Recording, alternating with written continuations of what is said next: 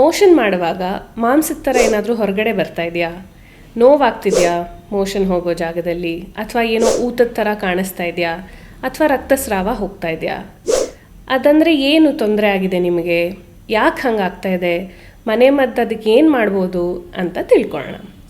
ನಾನು ಡಾಕ್ಟರ್ ಪೃಥ್ವಿಜಾ ಚಕ್ರವರ್ತಿ ಅಂತ ಚಿರಾಗ್ ಗ್ಲೋಬಲ್ ಹಾಸ್ಪಿಟಲ್ನ ಚಿರಾಯು ಎಂಬ ಆಯುರ್ವೇದ ವಿಂಗಲ್ಲಿ ನಾನು ಆಯುರ್ವೇದ ವೈದ್ಯೆ. ಸೊ ಇದನ್ನು ಮೂಲವ್ಯಾಧಿ ಅಂತಲೂ ಕರಿಬೋದು, ಅಥವಾ ಪೈಲ್ಸ್ ಅಂತ ಹೇಳ್ತೀವಿ ಕಾಮನ್ ಆಗಿ. ಸೊ ಪೈಲ್ಸ್ ಅಂದರೆ ಏನು, ಯಾಕಾಗತ್ತೆ ಅಂತ ನೋಡೋಣ. ಫಸ್ಟ್, ಜೀರ್ಣಶಕ್ತಿ ಹೊಟ್ಟೆಯಲ್ಲಿ ಕಡಿಮೆ ಆದಾಗ ಈ ಥರ ತೊಂದರೆಗಳೆಲ್ಲ ಶುರುವಾಗತ್ತೆ. ಆವಾಗ ಫಸ್ಟು ಕಾನ್ಸ್ಟಿಪೇಷನ್ ಆಗುತ್ತೆ, ಅಂದರೆ ಮಲಬದ್ಧತೆ ಆಗುತ್ತೆ. ಅದಾದಮೇಲೆ ತುಂಬ ಪ್ರೆಷರ್ ಹಾಕ್ತೀರಾ, ಮುಕ್ಕಿ ಮಾಡ್ತೀರಾ, ಅಥವಾ ಕಂಟಿನ್ಯೂಸ್ ಆಗಿ ತುಂಬ ಹೊತ್ತು ಕೂತಿದ್ರೆ, ತುಂಬ ದೂರ ಪ್ರಯಾಣ ಎಲ್ಲ ಮಾಡಿದ್ರೆ ಆವಾಗ ಪ್ರೆಷರ್ ಜಾಸ್ತಿ ಆಗಿ ಅಲ್ಲಿ ಹೊರಗಡೆ ಊತದ ಥರ ಆಚೆ ಬರುತ್ತೆ. ಕೆಲವರಿಗೆ ಮೋಷನ್ ಮಾಡೋವಾಗ ಮಾತ್ರ ಆಚೆ ಬಂದು ಒಳಗೆ ಹೋಗುತ್ತೆ, ಇನ್ನು ಕೆಲವರು ದೂಬ್ಕೋಬೇಕಾಗತ್ತೆ. ಈ ಥರ ಸುಮಾರು ತೊಂದರೆಗಳಾಗತ್ತೆ. ಎಮರ್ಜೆನ್ಸಿ ಯಾವಾಗ ಅಂದರೆ ಫಸ್ಟ್ ಡಾಕ್ಟ್ರ್ ಹತ್ರ ಯಾವಾಗ ಹೊಟ್ಟೋಗ್ಬೇಕು ನೀವು ಅಂತಂದರೆ, ಅಲ್ಲಿ ರಕ್ತ ಬೀಳ್ತಾ ಇದ್ದರೆ ಅಥವಾ ಊತ ಹೊರಗೆ ಬಂದು ನೋವಾಗಕ್ಕೆ ಶುರುವಾಗಿದ್ದರೆ ಆವಾಗ ಏನೂ ತಡ ಮಾಡದೆ ಬೇರೆ ಈ ಮನೆ ಮದ್ದು ಏನು ಮಾಡ್ಬೋದು, ಬೇರೆದ್ರಲ್ಲಿ ಏನು ಮಾಡ್ಬೋದು ಅಂತೆಲ್ಲ ಫಸ್ಟ್ ನೋಡದೆ ಮೊದಲು ವೈದ್ಯರ ಹತ್ರ ಹೋಗಿ ಪರೀಕ್ಷೆ ಮಾಡಿದ್ಮೇಲೆ ಅದು ಯಾವ ಸ್ಟೇಜಲ್ಲಿದೆ, ಯಾವ ಡಿಗ್ರಿಯಲ್ಲಿದೆ ಅಂತ ತಿಳ್ಕೊಂಡು ಅದಕ್ಕೆ ಕರೆಕ್ಟಾಗಿ ಏನು ಮಾಡಬೇಕು ಅಂತ ಹೇಳ್ತೀವಿ. ಸೊ ಮನೆಯಲ್ಲಿ ಇದಕ್ಕೆ ಏನು ಮಾಡ್ಕೋಬೋದು, ಮನೆ ಮದ್ದು ಯಾವಾಗ ಮಾಡ್ಕೋಬೋದು ಅಂತಂದರೆ, ಪರೀಕ್ಷೆ ಎಲ್ಲ ಆದಮೇಲೆ ನಿಮ್ಮದು ಪೈಲ್ಸ್ ಬರೀ ಫಸ್ಟ್ ಡಿಗ್ರಿ ಸೆಕೆಂಡ್ ಡಿಗ್ರಿಯಲ್ಲಿ ಅಷ್ಟೇ ಇದೆ ಅಂತಂದಾಗ, ಇದಕ್ಕೇನು ಶಸ್ತ್ರಚಿಕಿತ್ಸೆ ಬೇಕಾಗಿಲ್ಲ ಅಂತ ಗೊತ್ತಾದಾಗ ಆವಾಗ ಮನೆ ಮದ್ದು ಮಾಡ್ಕೋಬೋದು. ಆಯುರ್ವೇದದಲ್ಲಿ ಮೂಲವ್ಯಾಧಿಗೆ 4 ಥರದ ಚಿಕಿತ್ಸೆ ಹೇಳಿದ್ದಾರೆ.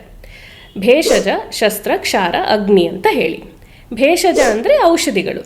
ಸೊ ಔಷಧಿ ಯಾವಾಗ ತೊಗೋಬೋದು ಅಂದರೆ first degree second degree initial ಸ್ಟೇಜಸ್ಸಲ್ಲಿ ಔಷಧಿ, ಆಹಾರ ಮತ್ತು ಯೋಗ ಇದೆಲ್ಲದ್ರಿಂದನೂ ಮೂಲವ್ಯಾಧಿ ಪ್ರೋಗ್ರೆಸ್ ಆಗದೆ ಇರೋ ಹಾಗೆ ಅಥವಾ ನೆಕ್ಸ್ಟ್ ಸ್ಟೇಜಿಗೆ ಹೋಗದೆ ಇರೋ ಹಾಗೆ ತಡೆಯೋ ಸಾಧ್ಯತೆಗಳಿದೆ, ಅಥವಾ ಕ್ಯೂರ್ ಕೂಡ ಆಗೋ ಸಾಧ್ಯತೆಗಳಿದೆ.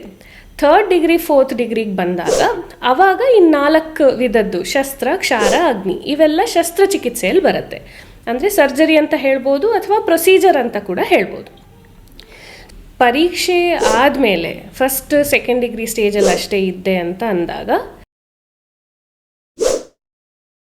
ಆಯುರ್ವೇದದ ಗ್ರಂಥಗಳಲ್ಲಿ ಆಹಾರ ಏನು ಹೇಳಿದ್ದಾರೆ ಅಂತಂದರೆ, ಮಜ್ಜಿಗೆ ಅಮೃತದ ಸಮಾನ ಅಂತ ಹೇಳಿದ್ದಾರೆ. ಸೊ ಮಜ್ಜಿಗೆ ತಗೋಬೇಕು ಊಟದಲ್ಲಿ. ಸುವರ್ಣಗೆಡ್ಡೆ, ಎಳೆ ಮೂಲಂಗಿ, ಸೊಪ್ಪಿನ ತರಕಾರಿಗಳು, ದಂಟಿನ ಸೊಪ್ಪಿರ್ಬೋದು, ಬಸಳೆ ಸೊಪ್ಪಿರ್ಬೋದು, ಇದೆಲ್ಲ ನಿಮಗೆ ಮಲಬದ್ಧತೆ ಆಗದೆ ಇರೋ ಹಾಗೆ ಅದನ್ನು ಕಾಪಾಡುತ್ತೆ. ಅದರ ಜೊತೆಗೆ ನೀವು ಬೂದುಗುಂಬಳಕಾಯಿ ಈ ಥರದ್ದೆಲ್ಲನೂ ತೊಗೋಬೋದು. ಬಾರ್ಲಿ, ಈರುಳ್ಳಿ, ಗೋಧಿ, ಅನ್ನ, ಎಸ್ಪೆಷಲಿ ಕೆಂಪಕ್ಕಿಯಲ್ಲಿ ಅನ್ನ ಮಾಡ್ತಾರಲ್ಲ ಅದು ಒಳ್ಳೆಯದು. ಇದನ್ನೆಲ್ಲ ಹೇಗೆ ತಿನ್ನಬೇಕು ಅಂತಂದರೆ, ಒಣ ಥರ ತಿನ್ನಕ್ಕೆ ಹೋಗಬಾರ್ದು. ಅದರಲ್ಲಿ ಸ್ನೇಹಾಂಶ ಇರಬೇಕು. ಅಂದರೆ ಬಿಸಿ ಬಿಸಿ ಅನ್ನಕ್ಕೆ ಒಂದು ಸ್ವಲ್ಪ ತುಪ್ಪ ಬೆರೆಸ್ಕೊಂಡು ಮತ್ತು ನೀರಿನ ಅಂಶ ಅದರಲ್ಲಿ ಹೆಚ್ಚಾಗಿರಬೇಕು. ಸೂಪ್ ಥರ ಅಥವಾ ಅನ್ನಕ್ಕೆ ಹೆಚ್ಚು ಸಾರು, ಜಾಸ್ತಿ ಸಾಂಬಾರು, ಚೆನ್ನಾಗಿ ತರಕಾರಿ ಹಾಕ್ಕೊಂಡು ತಿನ್ನಬೇಕಾಗತ್ತೆ. ಡ್ರೈಯಾಗಿ ತಿಂದರೆ ಅಥವಾ ತುಂಬ ಖಾರ ಇರೋ ಪದಾರ್ಥ, ಕರ್ದಿರೋ ಪದಾರ್ಥ, ನಾನ್ ವೆಜ್ ಎಸ್ಪೆಷಲಿ ಚಿಕನ್ನು ಮತ್ತು ಫಿಶ್ಶು ಇದನ್ನು ತಿಂದು, ಅಥವಾ ಹುರುಳಿಕಾಳು ಹಾರ್ಸ್ ಗ್ರಾಮ್ ಅಂತೀವಿ ಅದನ್ನೆಲ್ಲ ತಿಂದರೆ ರಕ್ತಸ್ರಾವ ಯೂಶಲಿ ಹೆಚ್ಚಾಗತ್ತೆ. ಸೊ ಅದನ್ನೆಲ್ಲ ಅವಾಯ್ಡ್ ಮಾಡೋದು ಒಳ್ಳೆಯದು. ಸೊ ನಾನಿವಾಗ ಹೇಳಿರೋ ಎಲ್ಲ ಪದಾರ್ಥಗಳನ್ನು ಎಲ್ಲರೂ ತಿನ್ಬೋದಾ? ಇಲ್ಲ, ನಿಮ್ಮದು ಪ್ರಕೃತಿನ ಅಸೆಸ್ ಮಾಡ್ಕೋಬೇಕಾಗತ್ತೆ. ಅಂದರೆ ವೈದ್ಯರ ಹತ್ರ ನಿಮ್ಮ ಪ್ರಕೃತಿನ ಅಸೆಸ್ ಮಾಡಬೇಕಾಗತ್ತೆ.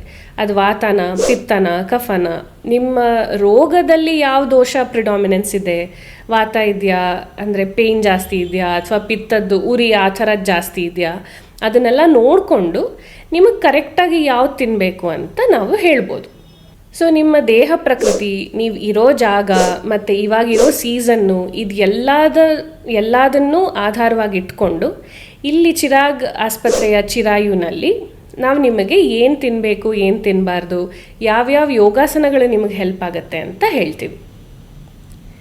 ಶಸ್ತ್ರಚಿಕಿತ್ಸೆ ಆಗಿದೆ ಮೂಲವ್ಯಾಧಿಗೆ, ಅವಾಗಲೂ ಏನು ತಿನ್ನಬೇಕು ಏನು ತಿನ್ನಬಾರ್ದು ಅಂತ ಪ್ರಶ್ನೆ ಇದ್ರೂ ಇವಾಗ ನಾ ಹೇಳಿರೋ ಕೆಲವು ಪದಾರ್ಥಗಳು ಖಂಡಿತ ತಿನ್ಬೋದು, ಆದರೆ ನಿಮ್ಮ ಗಾಯ ಹೇಗಿದೆ, ನಿಮಗೆ ಊತ ಎಷ್ಟು ಕಡಿಮೆ ಆಗಿದೆ ಅದನ್ನು ನೋಡಿಕೊಂಡು ಕೂಡ ಹೇಳ್ತೀವಿ.